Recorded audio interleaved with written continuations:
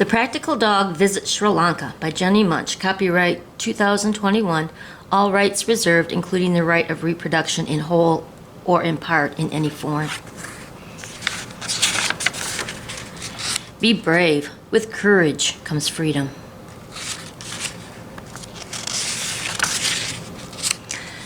Chapter 1. An interesting thing happened to the Practical Dog. He went on a magical journey to another planet, but getting there was unpleasant and scary. First, he did one of his favorite things. He went for a ride in a car. It was a bright, warm day, and his masters were in the front seat with all of the windows down. A wonderful wind whipped through the car as he stuck his nose out the window. He barked at other dogs when he glimpsed them in other cars as they were sticking their noses out of their cars. It was glorious. Then they stopped and picked up the smelly old lady. She was carrying the same big bag that contained his same best friend. Wherever they were going there together. How grand.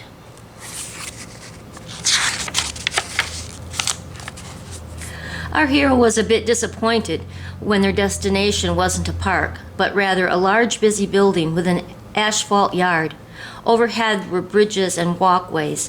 The ceiling that they created trapped the smell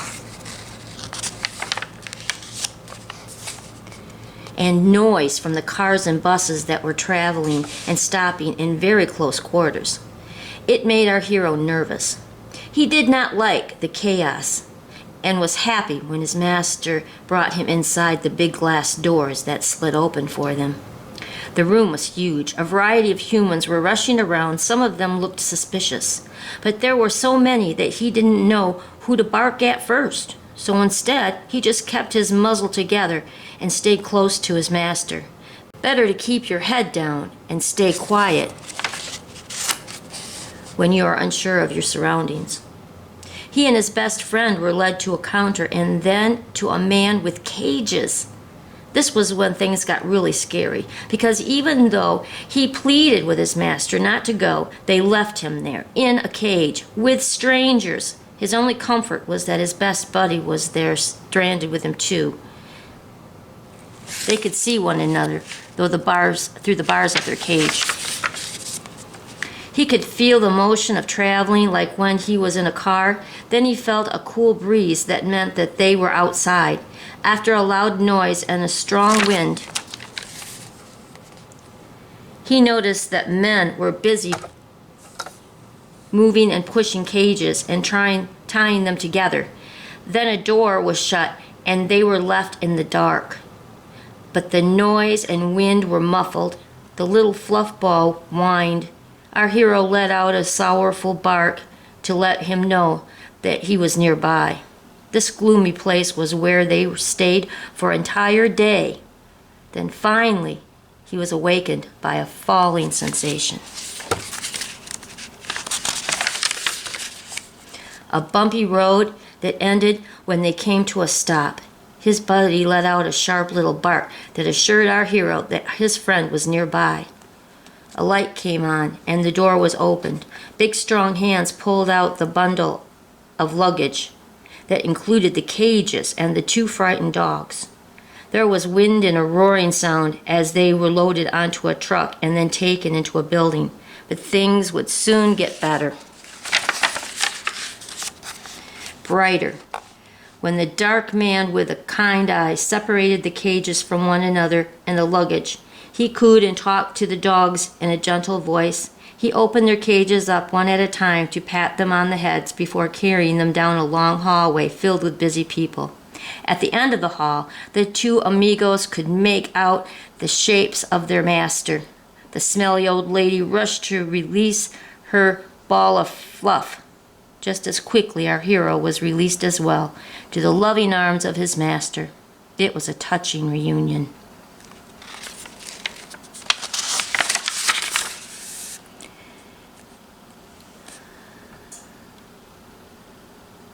Be a good guest.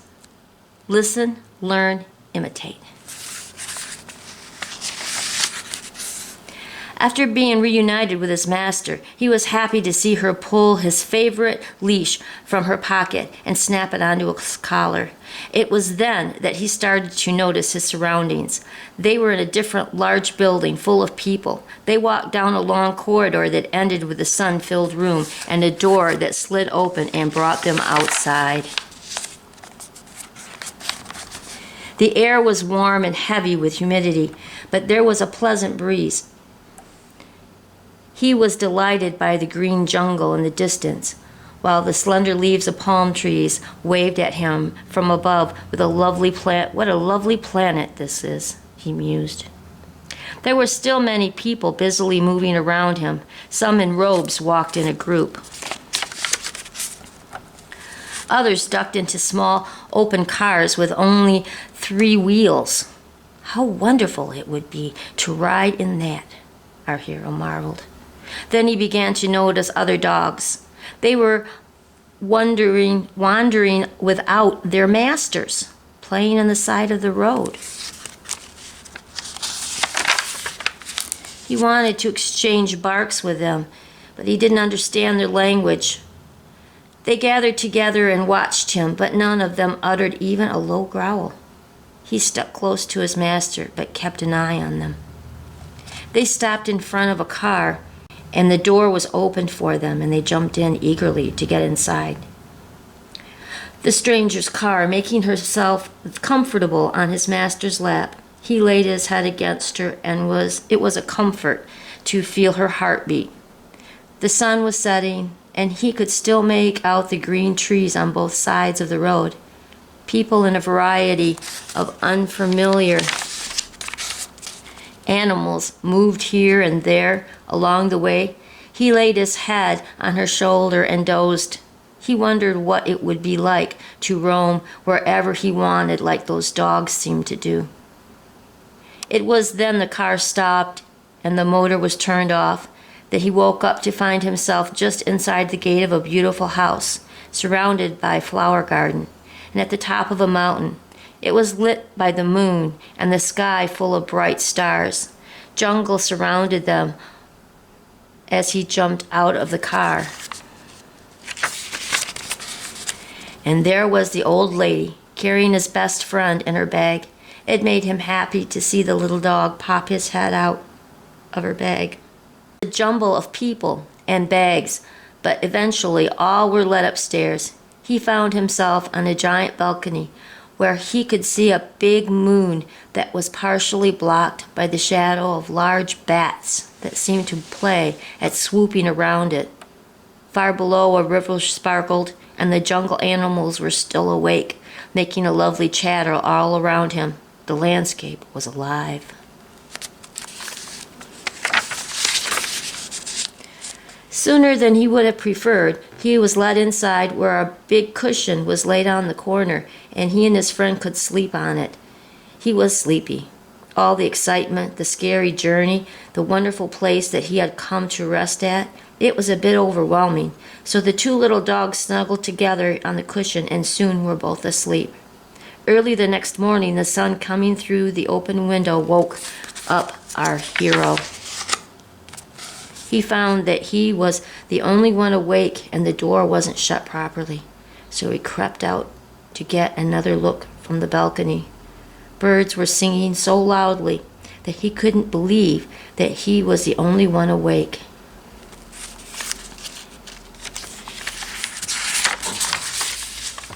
He walked to the edge of the balcony and poked his nose through the railing.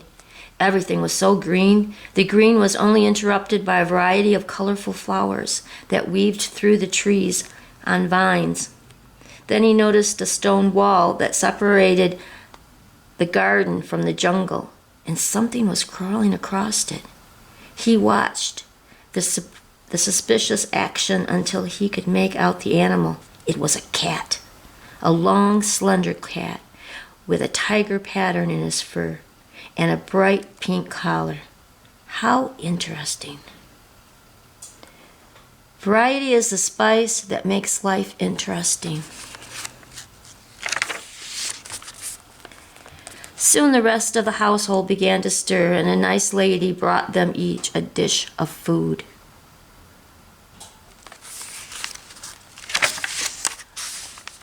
It was just as the pair were beginning to eat when they noticed a band of strange little creatures that could run up on their hind legs. They had long tails and were very rambunctious.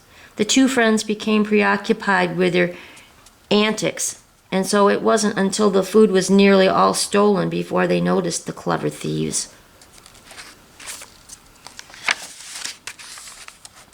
After breakfast, they were allowed to wander the garden. It was full of new smells. They would have been content to spend the whole day there, but then they heard the sound of a little three-wheeled vehicle coming through the gate.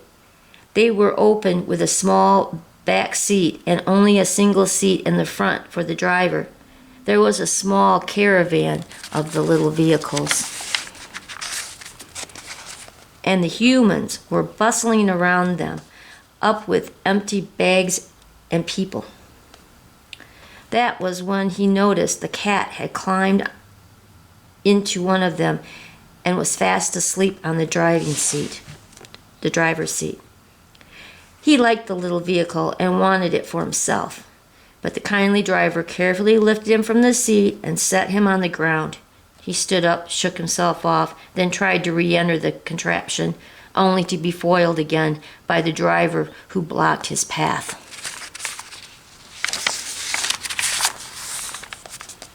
The old lady picked up his friend and put him in her bag.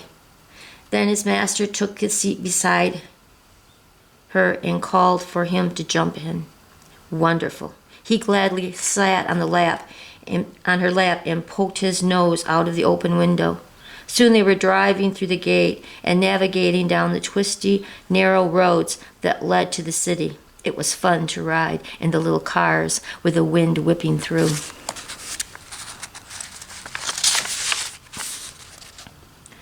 When they got to the bottom of the mountain, there were people in little cars everywhere. Most people were on the sidewalks, but they were so close that someone actually reached out and patted him on the head. It was noisy, too, with motors and horns honking. How exciting.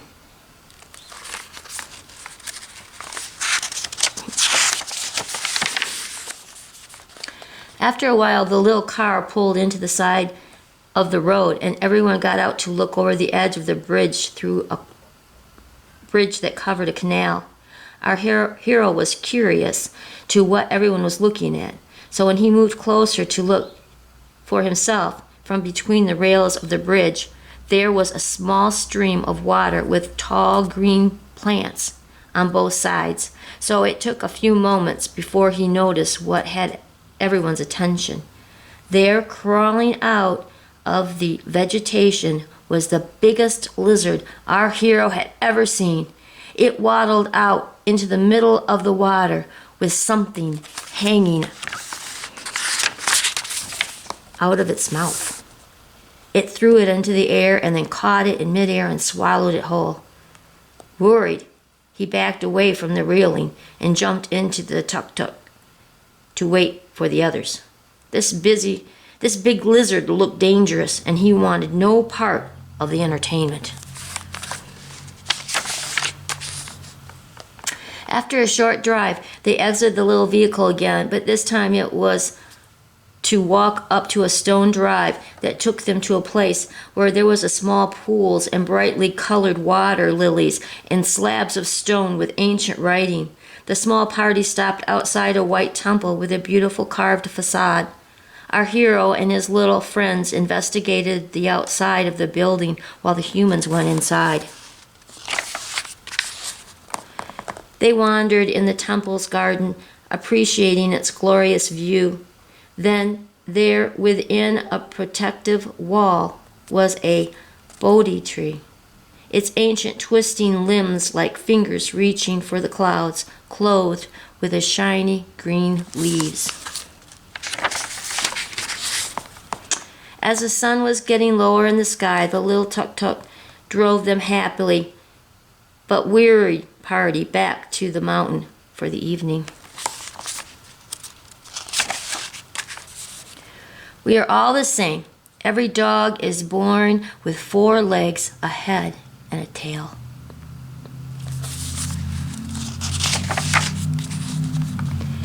The next morning, our hero and his companion were able to eat breakfast without monkeys. Soon a small caravan of tuk-tuks came through the gate below. Barking happily, the dogs greeted the little cars. Traveling with them was a great adventure. They rode down the mountain and into the city. Brown dogs were waking up as they were sleeping on the edges of the road. These dogs have a different culture. They roam wherever they have a fancy to go. Humans do not scold them for their travel, and every puppy is trained by their dog family about how to behave. They are taught not to bite, not to beg, and not to walk without looking for vehicles. One of the things that the practical dog was learning on this trip is that even though he might have been brought up under different circumstances, after a few sniffs, he finds out that these dogs were still very similar to his dog friends at home, but they lived differently because they have a different culture. Everything was bustling with activity, but then the car parked and everyone got out. They walked down the sidewalk to a beautiful garden. Just outside the gates was a huge tree with monks in it. They followed behind the small party of humans. Inside the gates was a beautiful garden. Bright colored flowers, all types, grew between green foliage and curious trees. Then there was an open building whose walls were made of vines. It was like a living home. How beautiful.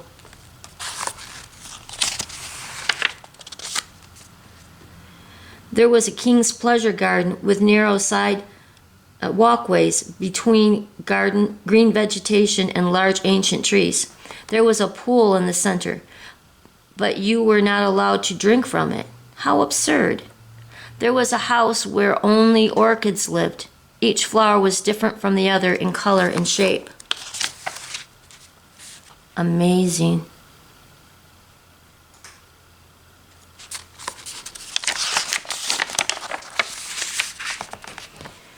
This orchid house was so beautiful to his eyes and nose that he didn't want to leave. How glorious it would be to live there. They took a walk down a shady lane. They came to some trees that were tall but without many leaves. They were giant, naked shoots that went on forever.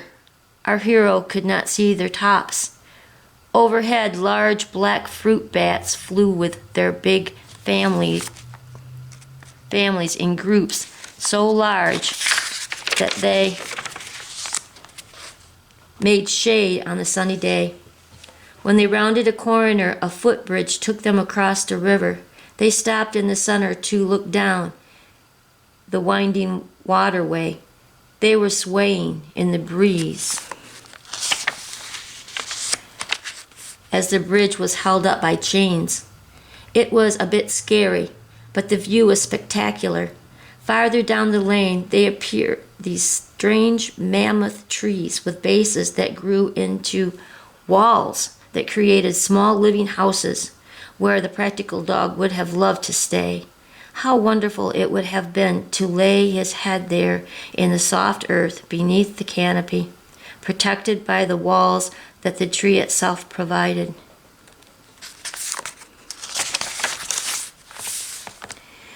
They found an open-air cafe where the monks were sitting side by side with their simple robes and bowing their round heads and then sharing a meal together so that they could be finished by noon. There are many worlds. Investigate them all.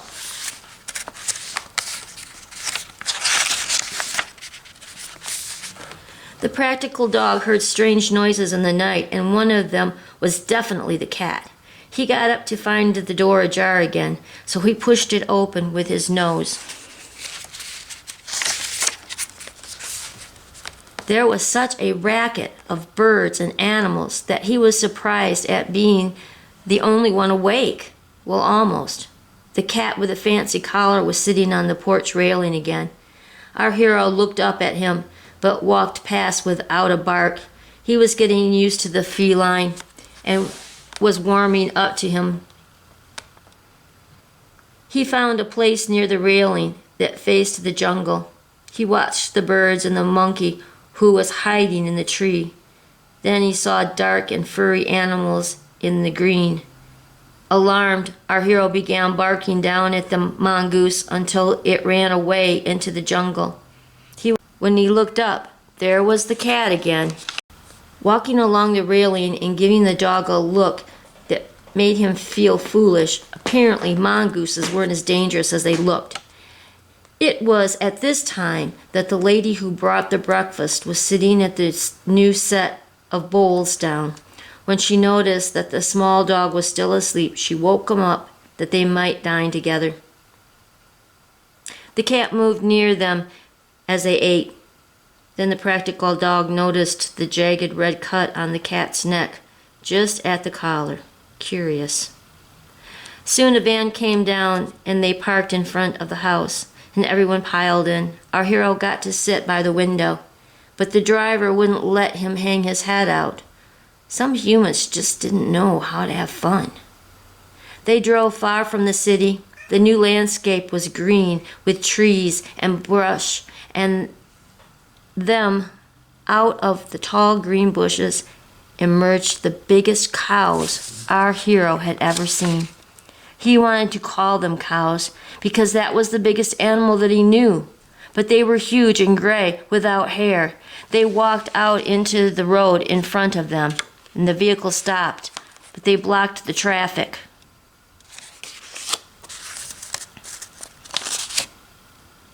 Everything came to a standstill. Both dogs began barking ferociously, but the giant cows only looked at them through the closed windows, which everyone was now happy about them being closed. Then more big cows came out. They casually walked onto the asphalt as their father continued to stop the traffic so that his family could cross. After the parade, their father did too, raising his long nose into the air and making a loud roar before he disappeared into the brush on the other side of the road. Amazing.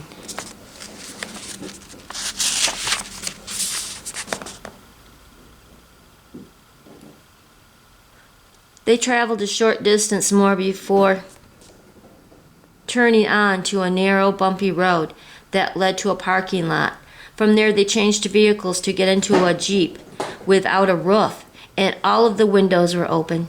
They continued on the bumpy road into the jungle. There were regular cows and a giant lizard on the edge of the pond. Small lizards clung to the trees, and beautiful birds with fan tails wandered around everywhere. And then they were near a small lake. They spotted a whole group of those big cows. They were everywhere. They were sucking water through their noses and spraying each other. Our hero was so excited, he was barking his head off, but the big cows ignored him until he put his head through the window. He could smell their musty odor. He barked again, and a couple of them looked at him, so he got scared and moved to the center of the seat. His master put an arm around him. The animals and the plants are terrifying. After their big adventure in the Jeep, they were brought back to the parking lot, and everyone was happy to get into the van. Our hero was hot and thirsty, so he took a nap. Even the bumpy roads didn't wake him. But what an adventure he'd had. Respect our ancestors and their knowledge.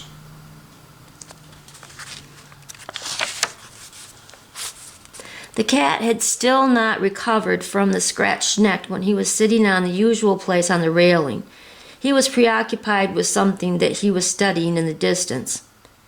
He'd be better off paying attention to his own business, our hero mused over his breakfast. Soon the familiar van came to take them on another adventure. It was a pleasant ride, and it took them through the mountains. to the Royal Cave Temple, though the practical dog never knew its name. When they got to their vehicles, they found themselves on a long, winding stone path that led them up a mountain.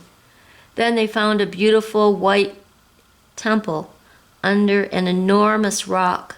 A variety of people were busy there, and the large Bodhi tree shaded the courtyard.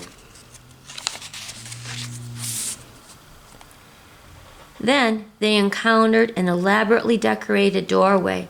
It was alive with warriors dancing, and their swords, wise men and mystical creatures, all carved in stone.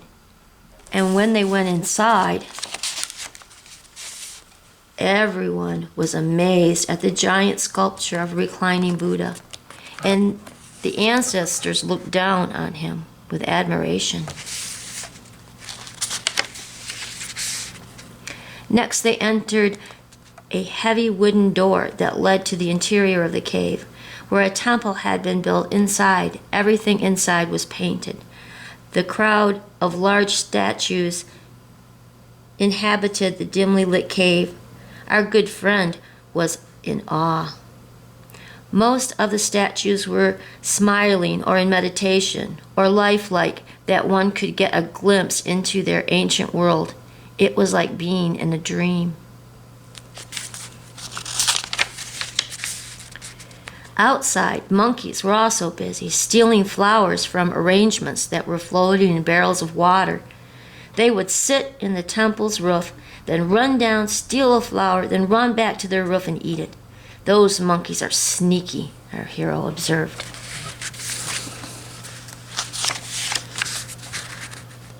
Look what love has built so long ago. The practical dog could not help noticing how accident-prone the cat was. Every morning there was some new injury. His only other cat friend seemed to be quite nimble in contrast. That day they visited a temple near a large reservoir. The entrance was very ornate.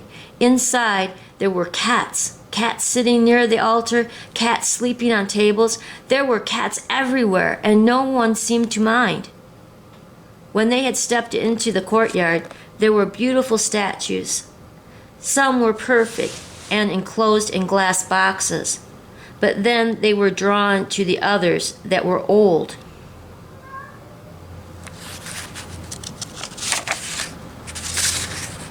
And worn and had been rescued after being partially in the water for many years.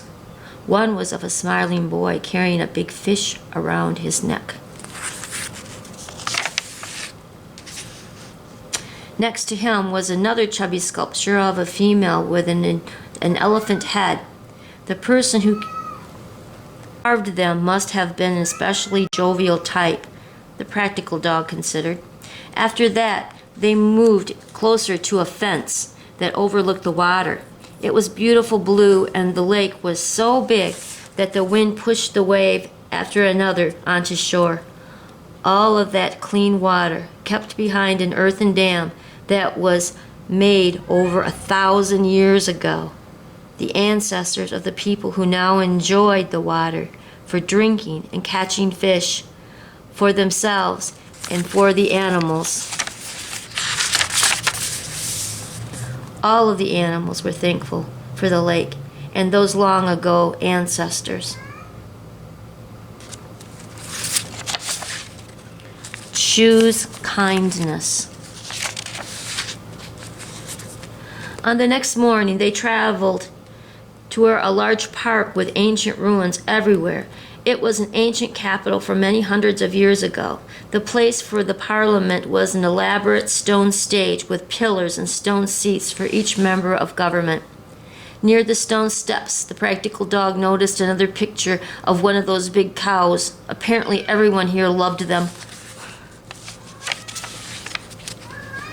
Near another set of stairs, he saw a fierce stone beast guarding them.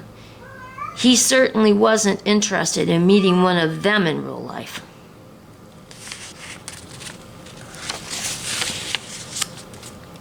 giant baths made of stone with stairs to the bottom looked extravagant. It was so warm out that if they had been filled with water, our hero would have jumped in.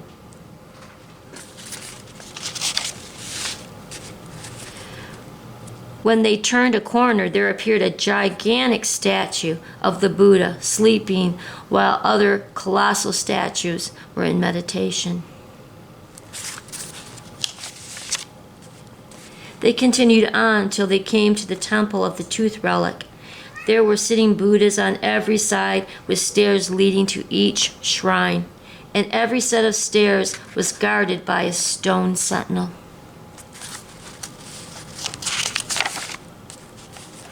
Our guide told us the story of the tooth relic. It was a tooth that survived the cremation of the first Buddha.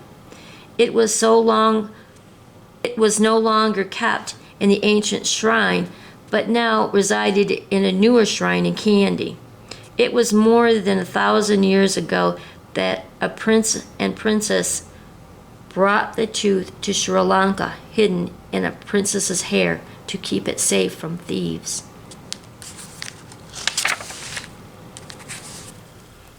A statue of the great king holding a book of palm leaves was near the edge of the complex.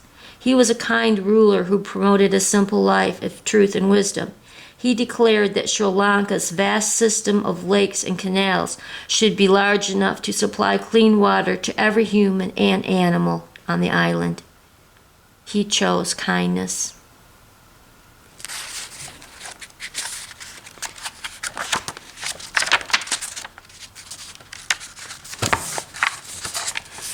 Despite the wonderful adventure